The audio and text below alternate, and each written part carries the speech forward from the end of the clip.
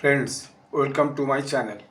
প্রথমে একটা ডিসক্লেমার দিই যে আমি যে খবরগুলো এখানে বলি, যে ব্যাখ্যা বিশ্লেষণগুলো করি, সেটা বিভিন্ন ওপেন সোর্স যে নিউজ ইনফরমেশন সেখান থেকে পাওয়া। আজকে যে বিষয়টা নিয়ে আপনাদের কাছে স্টোরিটা আমি করতে চাইছি সেটা হচ্ছে যে আমাদের যিনি deputy army chief lieutenant general Rahul Singh এই ফিকির সঙ্গে একটা সেমিনারে, ফিকির কাছে একটা সেমিনারে তিনি বক্তৃতা দিতে গেছিলেন। ফিকি মানে আপনারা জানেন, ফিকি হচ্ছে federation of Indian chamber of commerce and industries. ভারতবর্ষের যে ব্যবসায়ী সংগঠনগুলো আছে, বড় বড় ব্যবসায়ী সংগঠনগুলো আছে, তাদের যে অ্যাসোসিয়েশন, সেই অ্যাসোসিয়েশনটা হচ্ছে একটা ফিকি। এই যেহেতু অনেক অ্যাসোসিয়েশন আছে, তার মধ্যে ফিকি হচ্ছে সবচেয়ে পুরানো এবং সবচেয়ে একটা বড় ফেডারেশন, বিজনেসম্যানদের, ইন্ডাস্ট্রি এবং বিজনেসম্যানদের মস্ত বড় একটা ফেডারেশন। তো এরা একটা সেমিনার অর্গানাইজ করেছিল। সেই সেমিনারে এই লেফটেন্যান্ট জেনারেল সিং তিনি সেখানে অ্যাড্রেস করতে গেছিলেন, অর্থাৎ বক্তৃতা দিয়েছিলেন। তো সেই বক্তৃতাটা আমি পুরোটা শুনলাম। তো সেই বক্তৃতার মূল বিষয় হচ্ছে যে আগামী দিনে ভারতের যুদ্ধ প্রস্তুতি কী কী হওয়া দরকার, সেই নিয়ে তিনি অপারেশন সিন্দুর অভিজ্ঞতা সেখানে বর্ণনা করেছেন। এবার আমি আপনাদেরকে বলি, আমি কোনো যুদ্ধ বিশেষজ্ঞ নই। আমি এই যুদ্ধ প্রক্রিয়া বা যুদ্ধের যে সমস্ত বিষয়গুলো, এইগুলো নিয়ে আমার কোনো বিশেষ অভিজ্ঞতা নেই। তবে আমি গত 2-3 বছর ধরে হচ্ছে কি, যে যুদ্ধ যে বিষয়গুলো ঘটছে সারা পৃথিবীর বুকে, সেইগুলো আমি ভীষণভাবে ফলো করছি। বিশেষত আপনার এক্স অ্যাকাউন্টে এবং বিভিন্ন নিউজ রেগুলারই ফলো করছি যখন থেকে রাশিয়া ইউক্রেন যুদ্ধ শুরু হয়। আপনারা বুঝতে পারছেন, পৃথিবীর বুকে অনেকদিন পর এরকম ঘোষিতভাবে বড় বড় যে যুদ্ধগুলো শুরু হয়েছে, তার মধ্যে রাশিয়া ইউক্রেন যুদ্ধটা প্রথম শুরু হয়েছে। সেটা প্রায় 2 বছর পার হয়ে গেছে এবং সেটা আজও চলছে। সেই যুদ্ধ এখনও পর্যন্ত কিন্তু থামেনি।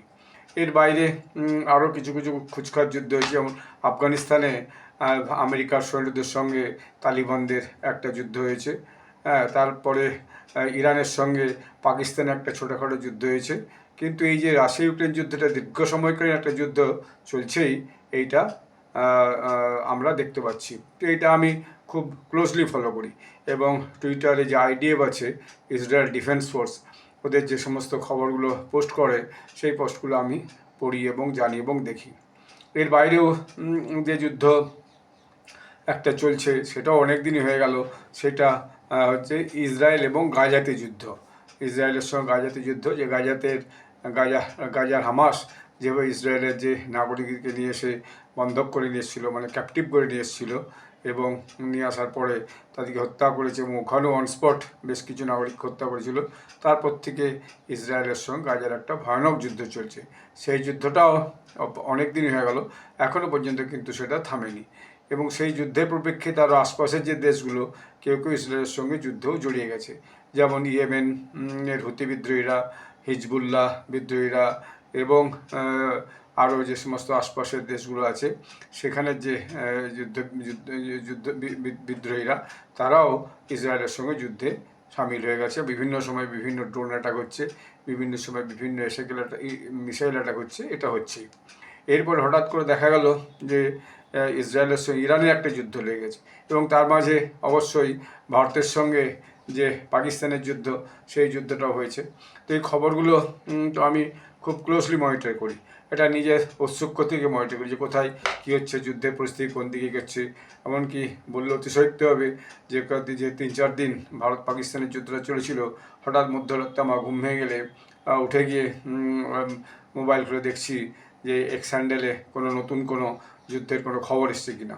তো সেটা মানুষের একটা উদ্বেগ থেকেই বলুন, বা ভারতের সঙ্গে একটা পড়শি দেশের যুদ্ধ হচ্ছে, কোন জায়গায় গিয়ে পরিস্থিতিটা পৌঁছাচ্ছে সেটা জানার জন্য বলুন, সেটা আমার একটা আগ্রহ ছিল। অতএব এইসব নিয়ে আমি যে বিষয়গুলোকে কিছুদিন যাবৎ লক্ষ্য করছি, সেটা হচ্ছে কি যে এই যুদ্ধ আগের মতো আর যে সাধারণ যুদ্ধ নেই, সেটা এখন বোঝাই যাচ্ছে। এবং এই যুদ্ধ এখন বহুমুখী হয়ে গেছে। বহুমুখী মানে যেমন আগে শুধু ছিল স্থলযুদ্ধ, অর্থাৎ প্রাচীনকালে কী হতো, সামনাসামনি সৈন্যরা লড়াই করতো এবং তাদের তলোয়ার থাকতো, অস্ত্র থাকতো। তারপর পরবর্তীকালে ওইসব তোপ হচ্ছে আবিষ্কার হয়। তারপরে যুদ্ধের একটা রীতিনিয়ম মানা হতো। এখন আর যুদ্ধের কোনো সেরকম রীতিনিয়ম অ্যাজ সাচ নেই। যদি একটা অঘোষিত নীতিনিয়ম আছে, কিন্তু অ্যাজ সাচ কোনো নেই। কারণ যে যখন পাচ্ছে, যেভাবে পাচ্ছে, যে কোনো দেশকে আক্রমণ করছে, এটা আমরা আজকে প্রায় 2-3 বছর ধরে দেখতে পাচ্ছি। এবং যুদ্ধ যার শুধুমাত্র ওই মিলিটারি সোজাসুজি এক ভূখণ্ড থেকে আরেক ভূখণ্ডে ঢুকে গেল বা বর্ডারের মধ্যে লড়াই শুরু হয়ে গেল, সেরকম আর নেই। সেটা ভারতের একটা শেষ যে বড় যুদ্ধ হয়েছিল, সেটা হচ্ছে 71 সালে পাকিস্তানের সঙ্গে, যখন বাংলাদেশ স্বাধীনতা লাভ করে। সেটার পরিস্থিতি আর কিন্তু এখন আর নেই। এখন শুধু মিলিটারি নয়, তার সঙ্গে যুক্ত হয়েছে ভীষণভাবে এয়ারফোর্স, অর্থাৎ যুদ্ধ বিমান, যারা আকাশ থেকে যে এক দেশ থেকে আরেক দেশে আক্রমণ করছে।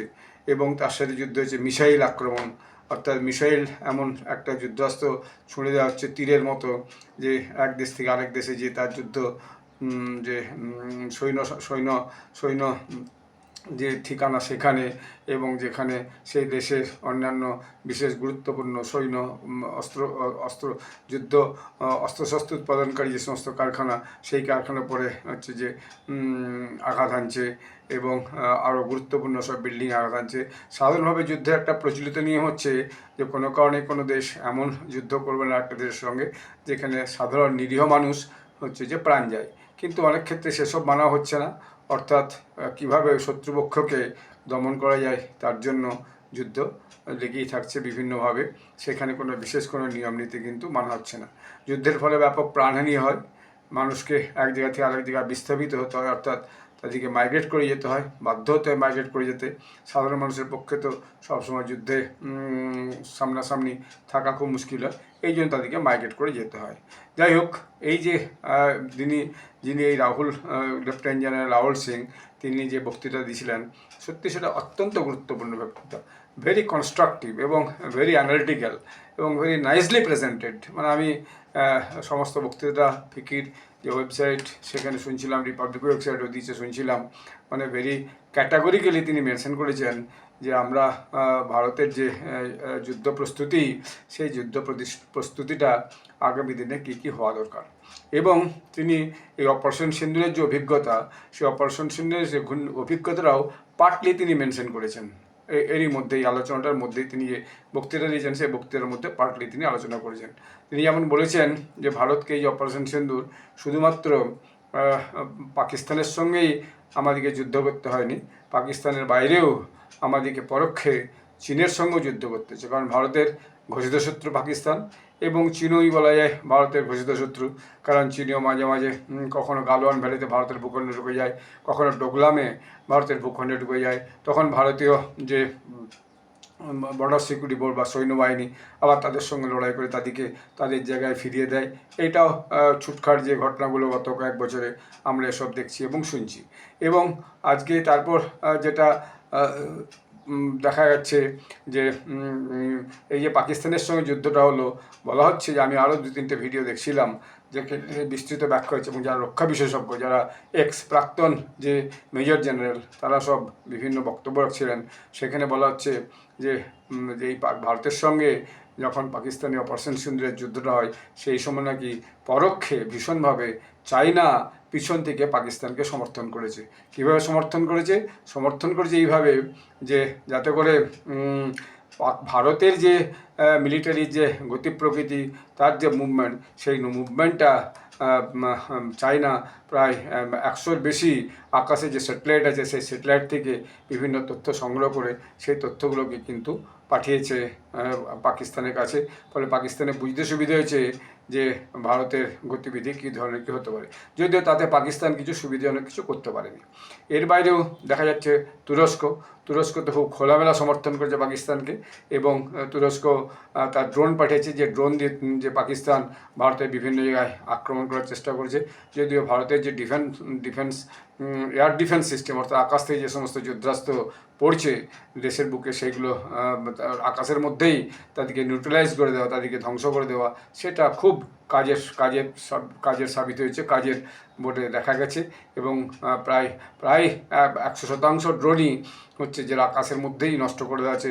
ভারতের তেমন করে কোনো কিছু ক্ষতি করতে পারেনি, আদার দেন কাশ্মীরের বর্ডার এরিয়াতে সামান্য মাত্র ক্ষতি করা ছাড়া তেমন কিছু ক্ষতি করতে পারেনি। একটা ড্রোন যদিও দিল্লির কাছে হরিয়ানার শীর্ষেতে এসে পৌঁছেছিল, কিন্তু সে ড্রোন ফাটেইনি। এবং দেখা যাচ্ছে পাকিস্তান যে সমস্ত যুদ্ধাস্ত্র চীনের কাছ থেকে কিনেছিল, সেই যুদ্ধাস্ত্রগুলো আসলে খুব একটা কাজের নয়। কোনো যুদ্ধাস্ত্রই ঠিকমতো কিন্তু কাজ করে না। ফলে এখন চীনের যে যুদ্ধাস্ত্র বিক্রি যে একটা বড় বাজার ছিল, সেই বাজারটা কিন্তু অনেকটা ডাউন হয়ে গেছে। পৃথিবীর বুকে যে সবচেয়ে বেশি শক্তিশালী যে দেশগুলো যুদ্ধ বিগ্রহের ব্যাপারে বা যুদ্ধাস্ত্রের ব্যাপারে, সে তো হচ্ছে প্রথম আমেরিকা, তারপর চীন, তারপর রাশিয়া, ইদিনেঙ্কালের তুর্কি, তারপর ইসরায়েল, তারপর নর্থ কোরিয়া অনেক বড় বড় মিসাইল এখন টেস্ট করছে, দূরপাল্লার মিসাইল, স্বল্প পাল্লার মিসাইল, সেগুলো টেস্ট করছে যাতে এক দেশ থেকে আরেক দেশে আক্রমণ করা যায়। তো এইভাবে কিন্তু ভারতও যে পিছিয়ে নেই, সেইটাই অপারেশন সিন্দুরের যুদ্ধটা কিন্তু পরিষ্কার করে প্রমাণ করে দিয়েছে যে ভারতও তার যে যুদ্ধশক্তি সেটার আগের মতো নেই। নাও ইট ইজ টেস্টেড, যে ভারত যুদ্ধাস্ত্র এবং যুদ্ধাস্ত্রের প্রয়োগ এই নিয়ে ভয়ানক হচ্ছে যে শক্তিশালী হয়ে উঠেছে। এবং এই যে এই যে এই যে ফিকির যে আলোচনা চক্র, সেই আলোচনা চক্রে যে উনি বলছিলেন, যে সেটা আমি পুরোটা শুনছিলাম। আমি লাইন বাই লাইন বলছি, আমি সংক্ষিপ্ত আকারে বলছি যে আজকের দিনে যে বিজনেস যে ইন্ডাস্ট্রিয়াল সেন্টারগুলো যারা সমস্ত যুদ্ধাস্ত্র তৈরি করছে, তাদের কী কী সাবধানতা অবলম্বন করতে হবে এবং কীভাবে কী কী জিনিস কখন তৈরি করতে হবে, কীভাবে সাপ্লাই চেন ঠিক রাখতে হবে, এবং সবাই যদি একটা করে স্পেশালাইজড প্রোডাকশন করে, তাতে ভালো, এসবগুলো তিনি খুব গুছিয়ে খুব সুন্দর করে বলেছেন। আজকের দিনে শুধু মিলিটারি, এয়ারফোর্স নয়, নেভি, নেভাল কমান্ড অর্থাৎ জলযুদ্ধ, সেখানে জাহাজে করে জলের মধ্যে, সমুদ্রের মধ্যে জাহাজ যাওয়া এবং তার উপরে বিভিন্ন যে যুদ্ধ সামগ্রী থাকা, মিসাইল থাকা, এবং যে নেভি এয়ারফ্লিট, যে নেভির জাহাজের প্রত্যেকে আকাশে উড়ে যে সমস্ত যুদ্ধ বিমান তারা এক জায়গা থেকে আরেক জায়গায় করবে, কী বলে, আক্রমণ করবে, সেসব এসে গেছে। এবং সাবমেরিন আজকের দিনে একটা মস্ত বড় ভূমিকা হচ্ছে পালন করছে। শুধু তাই নয়, এর বাইরেও যে বিষয়গুলো আজকের দিনে সবচেয়ে বেশি গুরুত্ব রয়েছে, সেটা হচ্ছে ড্রোন আজকের দিনে সবাই ব্যবহার করছে। বিশেষত কিছুদিন আগে দেখা গেল যে ইউক্রেন যেভাবে ট্রাকের মধ্যে করে ড্রোন নিয়ে যে রাশিয়ার একদম প্রত্যন্ত প্রান্তে পর্যন্ত নিয়ে গিয়ে সেই ড্রোন দিয়ে রাশিয়ার বিভিন্ন এয়ারবেসে আক্রমণ করেছে, সেটা একটা একেবারে নতুন ঘটনা। মানে ইউক্রেনে বসে বসেই প্রায় 20-30টা ড্রোনকে ট্রাকে করে ভেতরে পাঠিয়ে দিয়ে দরজা খুলে এখান থেকেই অপারেট করে সেগুলোকে রাশিয়ার এয়ারবেসে হচ্ছে যে করেছে। এবং ড্রোনের ব্যাপারে টার্কি, তুরস্ক আজকে বেশ খানিকটা এগিয়ে আছে বলে এটা বলা হচ্ছে। এর বাইরে আজকের দিনে যে সমস্ত সাইবার ওয়ারফেয়ার এসে গেছে, মানে অর্থাৎ যে প্রচলিত যে যে যুদ্ধের ক্ষেত্র, সেক্ষেত্রে যে ইনফরমেশন ওয়ারফেয়ার, অর্থাৎ কে কীভাবে ইনফরমেশনের মাধ্যমে, সোশ্যাল মিডিয়ার মাধ্যমে, ইউটিউব, এক্স, ফেসবুক, ইনস্টাগ্রাম আর যে সমস্ত সোশ্যাল মিডিয়া আছে, তার মাধ্যমে কীভাবে হচ্ছে যে এক দেশ আরেক দেশের উপর প্রচার চালিয়ে প্রভাব বিস্তার করতে পারে, সেইটা একটা মস্ত বড় ব্যাপার এসে গেছে। এর বাইরেও আজকের দিনে computer coding, data analysis, AI, GPT, space, satellite, এই যে সাইবার ক্রাইম, এই যে সমস্ত ভীষণ বিষয় আজকের দিনে কম্পিউটার, ইন্টারনেট এবং স্পেস রিলেটেড যে সমস্ত বহু রকমের প্রযুক্তি, নতুন প্রযুক্তি এসছে, এই সমস্ত প্রযুক্তিও আজকের দিনে কিন্তু যুদ্ধে ব্যবহার হচ্ছে। এবং তিনি বলছিলেন, আমি কিছুটা মিশিয়ে অন্যান্য ঘটনাগুলো এর সাথে, অন্যান্য যুদ্ধের ঘটনাগুলো এর সাথে মিশিয়ে বলছি। তিনি খুব সুন্দর করে বলছেন যে আমাদের অপারেশন সিন্দুরের যে প্ল্যানিং এবং যে সিলেকশন অফ টার্গেটস, এটা একদম অদ্ভুত নিখুঁত ছিল একেবারে। আমরা খুব সুন্দরভাবে টার্গেট করে হচ্ছে 9টা টেররিস্ট যে ক্যাম্প ছিল, তাদের যে হেডকোয়ার্টার ছিল, বাড়ি ছিল, সেইগুলোকে আমরা ধ্বংস করেছি। কারণ আমাদের লক্ষ্য ছিল কোনো সাধারণ নাগরিক নয়, টেররিস্ট ক্যাম্প যারা আমাদের দেশে ক্ষতি করেছে, কাশ্মীরে শত আক্রমণ করছে, সেই ক্যাম্পগুলোকে ধ্বংস করা, সেটা আমরা যথারীতি করেছি। এবং এরপরেও যে 11টা এয়ারবেস ছিল, সেই 11টা এয়ারবেস যেখানে পাকিস্তানের যুদ্ধাস্ত্র এবং যুদ্ধ বিমান ছিল, সেইগুলোকে আমরা নাস্তানাবুদ করে দিয়েছি।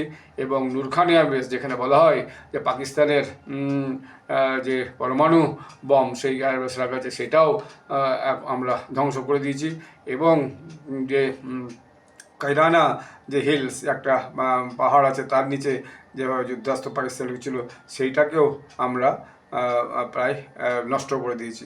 তো এইরকম একটা যে বিষয়, ভারতের যে বর্ধিত মিলিটারি শক্তি, ভারতের যে বর্ধিত ওয়ার স্ট্র্যাটেজি, সেটা আজকের দিনে ভয়ানকভাবে সিদ্ধ প্রমাণিত হয়েছে। এবং যে চায়না এবং তুর্কি পাকিস্তানকে যতই প্রত্যক্ষ এবং পরোক্ষে সাপোর্ট করুক, খুব একটা সুবিধা করতে পারে না। আরেকটা দেশও মনে হচ্ছে পিছন থেকে সাপোর্ট করেছে, যেটা তিনি পরিষ্কার করে বলেননি। তিনি বলছেন 3টে দেশের সঙ্গে যুদ্ধ ছিল, বলা যায় 4টে দেশের সঙ্গে যুদ্ধ ছিল, মানে সরাসরি যুদ্ধ তো পাকিস্তানের সঙ্গে ছিল, এবং দেখা গেল পিছন থেকে চায়নাকে সাপোর্ট করছে প্রত্যক্ষে নাহলে পরোক্ষে, এবং তুর্কি তো সরাসরি সাপোর্ট করেছে, এবং হয়তো আমেরিকাও শেষ মুহূর্তে পরোক্ষে সাপোর্ট করেছে। যার জন্য শেষ মুহূর্তে যখন দেখা গেল পাকিস্তান একদম নাস্তানাবুদ হয়ে গেছে, তখন আমেরিকা হস্তক্ষেপ করে যুদ্ধটা বন্ধ করার ব্যবস্থা করেছে বা চেষ্টা করেছে বলে চারদিকে প্রচার করে বেড়াচ্ছে। যদিও সেটা সত্যি নয়, সত্যি যেটা সেটা হচ্ছে পাকিস্তানের ডিজিএমও মানে হতাশ হয়ে এবং অবস্থা অত্যন্ত খারাপ বুঝে ভারতের ডিজিএমওকে ফোন করে যুদ্ধ বন্ধ করার জন্য, সিজফায়ারের জন্য, মানে যাকে বলে হাতে পায়ে অনুরোধ করার মতো করেছিল। তারপর আমাদের যে ভারতের ডিজিএমও তিনি সাব্যস্তর আলোচনা করে সেটা বন্ধ করেছেন। এবং এটা একদিক দিয়ে খুব ভালোই হয়েছে, কারণ যদি যুদ্ধ দীর্ঘস্থায়ী হতো তাহলে দুই দেশেরই ভয়ানক ক্ষতি হতো, ভারতেরও ক্ষতি হতো, পাকিস্তানের তো আরও বড় ক্ষতি হতো, এবং ভারত আরও বড় আক্রমণ করার জন্য তৈরি হচ্ছিল। তো সেটা হয়নি, একদিকে ভালো হয়েছে। যুদ্ধের পরে তো কোনো দেশেরই খুবই উপকার হয় না, কিন্তু ভারতের যে লক্ষ্য ছিল যে পাকিস্তান যেভাবে এই উগ্রপন্থী দিকে মদত করে এবং তাদেরকে পালে পোষে, তাদের সেই নেটওয়ার্কটাকে ধ্বংস করা এবং ভারতের শক্তিটা জাহির করা, এবং ভারতের যে শক্তি যথেষ্ট বেড়েছে তার যে পাকিস্তানের এয়ারবেসগুলো তাকে ধ্বংস করে দিয়ে, সেটা মোটামুটি ধ্বংস করে দিয়ে সেটা ভারত আজকে প্রমাণ করেছে। ভারতের যুদ্ধাস্ত্রের আজকে ভারতের বাইরে বিভিন্ন ছোটো দেশে ভয়ানক ডিমান্ড আসছে। এখন আর কেউ চীনের অস্ত্রশস্ত্র কিনতে যাচ্ছে না। এমনকি ভেরি রিসেন্ট আমেরিকার যে সবচেয়ে উন্নত বিমান যেটা লন্ডন কিনেছিল F-35B, যেটা কেরলে এসে প্রায় 18-20 দিন পড়ে আছে, তো সেই যুদ্ধ বিমান যে খুব একটা কাজের নয় সেটাও প্রমাণ হয়েছে। এর ফলে আমেরিকার যে যুদ্ধাস্ত্র কারখানা এবং তার যে উৎপাদন, যেটা অন্যান্য দেশকে আমেরিকা বিক্রি করতো, সেটাও আজকের দিনে খুবই কমের দিকে চলে যাবে বলে আশা করা হচ্ছে। তো এই যে একটা ব্যাপার, এইটা আজকের দিনে ভারতবর্ষে খুব জরুরি। তিনি আরও বলছিলেন, আমি বিভিন্ন ঘটনা মিলিয়ে বলছি তার বক্তব্যটার সঙ্গে সঙ্গতি রেখে, যে তিনি আরও বলছিলেন যে আগামী দিনে রিসার্চ অ্যান্ড ডেভেলপমেন্টটা আমাদের এই ওয়ার মেটেরিয়ালসের উপরে করা খুব দরকার। সেই রিসার্চের মেটেরিয়ালসের মধ্য দিয়েই আমরা আরও নতুন নতুন জিনিস উদ্ভাবন করতে পারবো, এবং ভারত অনেক নতুন নতুন জিনিস উদ্ভাবন করেছে, এবং যেটা আজকে পৃথিবীর বুকে ভারতের একটা সৈন্যশক্তি, সামগ্রিক একটা শক্তি এবং ভারতের মর্যাদা অনেক বেশি বাড়িয়ে চলেছে। আলোচনাটা খুব গুরুত্বপূর্ণ, আপনারা সার্চ করে শুনতে পারেন। যে লেফটেন্যান্ট জেনারেল রাহুল সিং তিনি বলেছেন, অদ্ভুত সুন্দর ক্ল্যারিটিতে তিনি বলেছেন, এবং আগামী দিনে আমাদের প্রস্তুতি কী কী হওয়া দরকার এবং সেই প্রস্তুতিতে এই বিজনেস হাউসগুলো কীভাবে সাহায্য করতে পারে সরকারকে, সেই ব্যাপারটা খুব খোলামেলা ক্লিয়ার করে বলেছেন। আমি ওনার এই যে বক্তব্যটা শুনে আমি খুব আনন্দিত, এবং I am really thankful and grateful to lieutenant general Rahul Singh for his very nice and notable speech in FICCI seminar. Thank you all. আপনারা সবাই ভালো থাকবেন, আমার চ্যানেলটি সাবস্ক্রাইব করবেন এবং এই ভিডিওটি লাইক ও শেয়ার করবেন। সকলে ভালো থাকবেন, ধন্যবাদ, নমস্কার।